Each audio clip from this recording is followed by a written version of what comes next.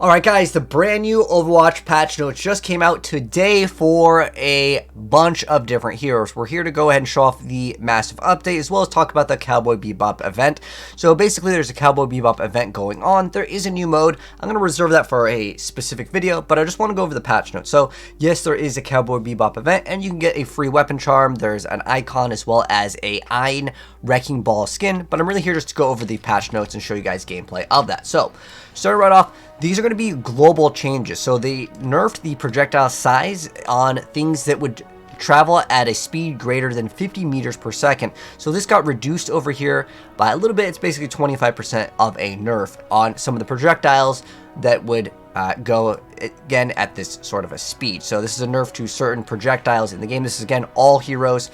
And then on top of that, the healing reduction, so this is a DPS nerf that applies to all the DPS characters, so the heal reduction applied to the damage roll passive is lowered from 20 to 15%. So what that means is, for some other characters like Soldier, it'll be a little bit less effective, because it's really great on characters like Tracer or Soldier, where you're just able to tag a bunch of different targets, lowering all of the healing. But on characters like Widowmaker or Ashe, it probably doesn't matter as much, but it still is something to take into consideration. So tanking will maybe feel a little bit better with this, because if you're just getting heals pumped into the tank, sometimes the tank still just melts. So next up, okay, starting right off with Doomfist. What are the changes with Doomfist? Also, there's a new UI element above the first person's health bar to signify all the anti-amplified. So this is kind of nice. Just more info, I think, is always better. So as far as Doomfist goes, this is actually a really nice buff. So the Meteor Strike, the minimum damage got increased from 15 to 50. So what this means is pretty much when you are popping your Doomfist ultimate, you're no longer going to be tickling people. And this is overall a pretty big change for Doomfist, because if I'm to, let's say, hit them, and you still get 50 damage out, and if I look down over here, we're going to do that because otherwise you'll land on top of this. So basically, you can follow up maybe like 1 or 2 shots, and you'll secure a kill on a target that normally it would require like another shot. So overall, that is a nice change to Doomfist. Is it going to make him so much better if you were, not a Doomfist main? Not really, but it is definitely a buff. Next up, though, we have Malga. What are the Malga changes? So let's go ahead and show off the damage. It's a small increase, but some of these, they all add up. Sometimes the difference between doing like, 1 or 2 damage can matter in terms of securing a kill or doing like some sort of combo. So this over here, this got changed. So we get a little bit more damage. So it's 15 more damage on that. And then one of the abilities, the Cardiac Overdrive, so you get to nearby allies take reduced damage and get to heal by dealing damage. So this thing over here is kind of nice because it's going to make it so it fills the passive's overhealth by 100 instantly. So that's kind of nice. Now there is also a nerf over here. I would say overall it's going to be a buff though. So the duration got reduced, the cooldown got reduced. So this is a nerf, and then this is a buff, and then it now fills his overhealth by 100. So overall, I would say this is a buff for Malga. Now moving on to Orisa, this is actually a really great change. So it says the Terror Surge charge rate for the first 2.5 seconds is getting increased over here by 25%, and then it goes back to normal. So this matters quite a bit, because a lot of times with Orisa, you'll pop her ability and let's say maybe you die or whatever the case may be. Let's go ahead and reset the target's HP over here, so we can actually see kind of what it would take for you to get a kill. So remember, it needs to go to 200 to get the kill. However, you will be able to charge it much faster. So specifically on those HP targets of like 250 or any of the targets like Reaper or Mei that may have more HP, that's going to be better. But on top of that, this is something that some people may not know. Your little javelin, while it's spinning, that actually deals damage as well. So you can see they're still taking a bunch of damage. So you don't have to pop it at 250 or whatever these targets are 200, but you don't have to pop it at 250 to secure the kill. So it's a little bit nicer here because everyone's HP got increased, so that's going to be great for Orisa mains. And then also there is a change to Ramattra over here, so the damage got actually increased by quite a bit. So we're going from 45 to 70, so that is much, much better. And then the cooldown got decreased by 1 second, so that is a change with Ramattra, not too much to show off here. With Reinhardt, the Fire Strike damage got increased over here. And overall, what this actually means, that's kind of weird, and this is a thing that I've consistently been seeing in the most recent update with the 250 HPs, right? So because it's going to leave the target at 10 HP, this makes Moira's damage orb so much more valuable. Again, with Hanzo, you can get a headshot for 240 now, and with Junkrat, you'd have to hit 2 shots to get the 240, and you need something else to clean it up. This makes Moira surprisingly just better in general, because a lot of these numbers, again, even a small increase in, 10 damage, that's where all of these numbers start to add up, whether it is just Malga's ability to get 15 more damage, again, on a 240 damage. These things do matter. And then Reinhardt gets extra armor. Cool, so it's 25 more. But is that going to be changing things? Here's also my thoughts. Keep in mind that, my games may vary. Depends on what you're playing in terms of ranked or unranked. I usually only play ranked anyways. My peak is Grandmasters on every single role. Haven't hit Champion yet, but that is something that we'll hopefully hit one day. It's actually really hard to hit it. But these are my opinions as that's my peak in terms of Overwatch goes. So as far as Roadhog goes, the chain hook, the final position got decrease. So this is actually a buff from 4 to 3. So what this should mean is you should be able to secure kills a lot more often on Roadhog. We'll use Soldier as an example. Usually you would shoot once, you would hook, and then you would shoot, and then you used to be able to melee. So if I melee over there, you can see I get the kill, but I didn't move at all. Normally how it works with Roadhog is you're going to hold forward the whole time. So like you would shoot, hook, go for this, and then still sometimes, especially in a real game, because this is like obviously in training, you're able to hit targets much more consistently. So unless you're getting like a really good headshot, right? Now I'm still seeing that 10 HP. So is this going to be changing things? I mean, it's overall a buff, I would say. And then the Pigpen, the vertical knockback got decreased, so this is over here. So if the thing gets hit by Pigpen, though, I mean, you can just do this, and that's a pretty consistent kill. And that wasn't even counting a headshot, because again, in the middle of a game, and depending on certain targets, it's actually better to go for the chest than the headshots, depending on what character it is, because, different hitboxes. But overall, I want to say this is going to be a hog buff, but now instead of going for the melee, I usually just go for the shot again. These again have 200 HP versus these targets that have 250. So I think another nice buff with Roadhog would have been just getting one more ammo. I think that would have been kind of nice, but overall, it's a buff to Roadhog. Next up, as far as Hanzo, the base projectile size got increased, and then the total projectile size when combined with the general hero change is still 0.175 over here. So this is the change. So this is, again, mentioning what they were talking about before, where they got decreased in the size. So that's the change with Hanzo.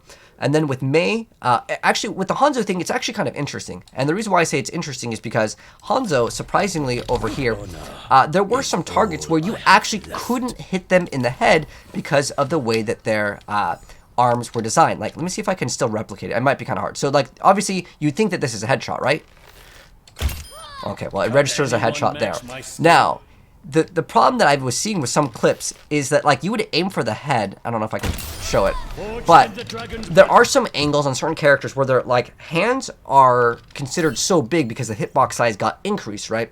And so with that newest change, you would actually be unable to get a headshot. So them decreasing the size is actually a buff in some ways, but a nerf in others. Hopefully that kind of makes some sense, but I want to show you guys kind of visually here. Next up with Mei, the endothermic blaster. So we get extra ammo. So I mean, that's definitely going to be seen as a buff with Mei. And then the heal per second got increased from 50 to 62.5. So basically, in terms of what it gives you, it's one more right click, because or is it? It's two more right clicks. So they cost 10 each. And then this also refills your ammo, which is nice, but that's something that did not get changed. Now, Reaper got a very nice change for his ultimate in 2 different areas. So as far as Reaper's change, here are the Reaper changes. So the Death Blossom, the damage per second got increased by a little bit, so this is going to make it more consistent. And his ultimate cost got decreased by 12%, which is actually quite nice. So double buffs with Reaper, so more ultimates. And then on top of that, his ultimate does more damage. So Reaper going to get a little bit more value with his ultimate. And then as far as Sombra goes, the virus impact damage got increased by 15 over here. So it used to do 10, and now it does 25. That's when you do this, you hack the target, and then you hit it with the virus. You can see how much damage it does, which it seems like it's a lot, right? But at the same time, it does force you to go into the animation. Now, here's where, like, I've been actually playing a little bit Sombra. Sombra's one character I still have not gotten Grandmasters with, but I'm playing a little bit more Sombra, and what I notice sometimes is that it's just better to just shoot the target overall, because if you're going on like a Widow, right, the animation to do this is partially losing out on DPS. Now, if you do hack the target now, it should make it a little bit more consistent. Let's go find like a target where we can just eliminate it a little bit faster. So, in terms of seeing the damage on a 250 versus a Tracer, which obviously has less HP. So I have my hack on toggle. So if you have your hack on toggle, you can just hit hack once and then you can hold the virus, and it actually makes the time to kill feel a lot faster. Now, I don't think you can do the emote. Like, this is like very high level stuff where people used to jump and do an emote and it would cancel the animation for Sombra. But overall, this is going to make Sombra a little bit better because when you EMP and you follow up with like this, you can maybe secure a kill that you wouldn't have before. But I've never really liked to hack the target immediately. Some people do like to do that depending on the target, but I always felt like you lost out on DPS when you were trying to hack the target first versus just going for instantly like de-stealthing while you're behind, because it still has an animation to de-stealth in the first place. So this is how I like to play Sombra and what I've been doing. So I've been de-stealthing, then activating this, and shooting. Because if you just go for the immediate shoot, I'll show you guys how that kind of looks. There is a delay in between when you can do it. So if you just actually left click just one time, right? When you are stealth, you can actually just break it, and you don't have to actually take the shot. So it is something where it's up to you what you want to do. Do I think this is a buff? Yes, it is definitely going to be a buff. And then on top of that, the Translocator destroys breakables while in flight. So this is great for any of the like little like ledges where you would get caught on certain things, or specifically as a sign. If any of you guys are playing certain maps where there's a sign and it hits the sign and yeah, you end up dying. So this is a nice like quality of life thing, but I wouldn't say it's a massive buff. In most cases it is a buff though. But the EMP ultimate cost got reduced, and that's pretty cool. And then next up we have Symmetra. So Symmetra got a few different changes over here. So Symmetra changes are going to be that she does a little bit more damage. It went from 60 to 65, and it scales with each stage, so the maximum damage is now 195. So you get a little bit more damage. And then this is a really nice change over here. So the Sentry turret, the health got increased, so it has more HP, and then the damage per second also got increased. And I actually really like this change on the turret, because what that means is a lot of different targets on super far range, they'll have to shoot at it 3 times, because all the targets in Overwatch for the most part have more HP now. That makes it so you get more value even if they just destroy the turrets. They're using their ammo for it, and they require basically double ammo, or it's almost got double HP. And then the health per second also got changed over here. And the teleporter, the health got increased and the shields got increased over here. So basically we have another 100 for the teleporter. And if you guys have seen, like, there was one season where I played Symmetra to GM, and I felt like Symmetra was a really, really good hero even back then.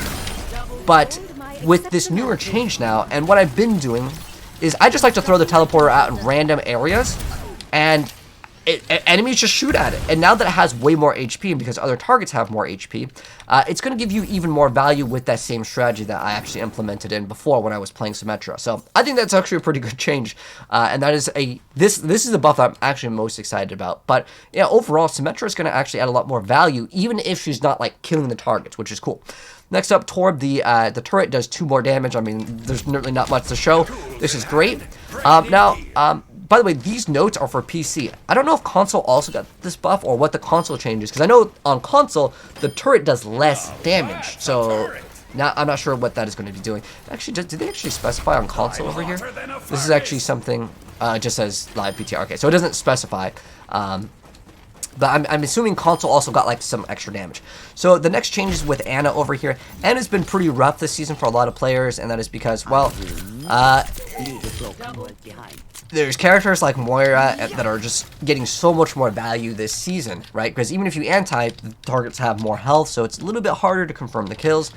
But overall, this is straight up a buff. The explosion damage and healing got increased from 60 to 90. So that's going to be a just straight up buff for Ana. So like if, you know, something's chasing you, you can kind of heal yourself up. And it does a pretty good amount of damage, because again, everything has a little bit more HP, therefore you can now secure the targets a little bit easier. And I think that this is still one of the best abilities in the entire game. And then Baptiste got a small little nerf. I think it's a slap on the wrist. So what it changed in terms of immortality, here are the changes with the immortality. So basically, it leaves targets at 20 health instead of 25. So what this means, we'd have to take a bunch of damage to actually show it off. So we'll go ahead and do that real quick, just so the video can be as thorough as possible. And what does this actually mean? It's usually like one extra shot that it requires. So we'll have to take the damage. Hopefully the passive won't kick in.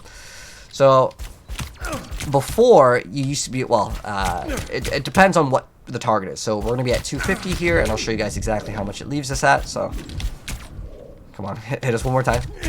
Okay, so you can see we're at 50 now. And so that's going to be the changes. So it's small, but again, remember everyone's HP got increased, so the percentage is now going to be kind of more in line to what it was before, because it was kind of a different buff to Baptiste. When they increase everyone's health, the more percent that you have, it's better. So that is going to be a small slap on the wrist. Overall for immortality, I think that because it's just such a strong ability anyways, it could go down to, 1% HP, and it would still be super strong. But this would still just make Moira even better, because she could throw 1 damage orb and get all the kills. Alright, next up though, Brig actually got a buff. So her ultimate cost got reduced, and the cooldown on her little health pack over here, that actually did get reduced. And so that's an increase in terms of effectiveness. So her cooldown got reduced, so 1 second less. And then Illari, the primary fire recovery time, and I already thought Illari was a really good character, so let's see how this feels. Okay. Yeah, I always felt like Illari was just super underrated in terms of a character, and she already got a pretty nice buff with the hitboxes being increased, and that's pretty good. So the primary fire recovery time got reduced, and the maximum charge got reduced. So overall, good stuff indeed. So I think you can just shoot a little bit faster now. But most people don't hold down with Illari. Like, it's because it doesn't really give you good value. You might as well just do this. Take your time and get the little burst shots. I think that's much better. But if a target is really, really low, sure. Because there's sometimes, again, a lot of these numbers in Overwatch, because the most recent update, like if I land a headshot over here, you see how the target styles a little bit? So what this means, let me go just kill Soldier. This is a nicer change to Illari. So basically, if I hit 2 headshots, and I wait, the next follow-up shot is 0.1 second faster. It's small, but all these things do make a difference. And then as far as Lifeweaver goes, his maximum heal got increased by 10, but the heal time got increased. So overall, I would say this is a buff.